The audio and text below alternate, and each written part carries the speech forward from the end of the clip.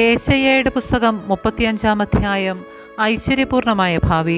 വിജനദേശവും വരണ്ട പ്രദേശവും സന്തോഷിക്കും.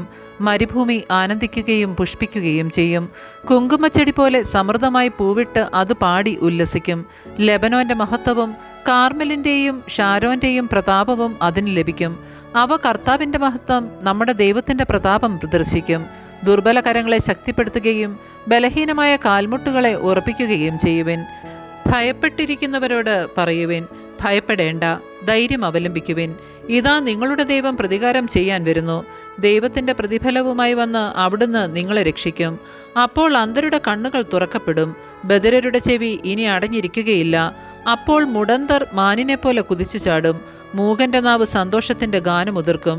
വരണ്ട ഭൂമിയിൽ ഉറവകൾ പൊട്ടിപ്പുറപ്പെടും, മരുഭൂമിയിലൂടെ നദികൾ ഒഴുകും.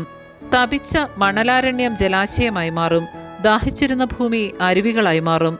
കുറുനരികളുടെ പാർപ്പിടം ചതുപ്പ് നിലമാകും, പുല്ലും ഞാങ്ങണയും കോരപ്പുല്ലുമായി പരിണമിക്കും. അവിടെ ഒരു രാജവീതി ഉണ്ടായിരിക്കും, വിശുദ്ധവീതി എന്ന് അത് വിളിക്കപ്പെടും. അശുദ്ധർ അതിലൂടെ കടക്കുകയില്ല, ഭോഷർക്ക് പോലും അവിടെ വഴി തെറ്റുകയില്ല. അവിടെ സിംഹം ഉണ്ടായിരിക്കുകയില്ല, ഒരു ഹിംസ്ര ജന്തുവും അവിടെ പ്രവേശിക്കുകയില്ല. അവയെ അവിടെ കാണുകയില്ല. രക്ഷിക്കപ്പെട്ടവർ മാത്രം അതിലൂടെ സഞ്ചരിക്കും. കർത്താവിൻ്റെ വീണ്ടെടുക്കപ്പെട്ടവർ തിരിച്ചു വരികയും ഗാനാലാപത്തോടെ സിയോനിൽ പ്രവേശിക്കുകയും ചെയ്യും. നിത്യമായ സന്തോഷത്തിൽ അവർ മുഴുകും. അവർ സന്തോഷിച്ച് ഉല്ലസിക്കും. ദുഃഖവും നെടുവീർപ്പും അകന്നു പോകും. ആമേൻ. പരിശുദ്ധ പരമ ദിവ്യകാരുണ്യത്തിന്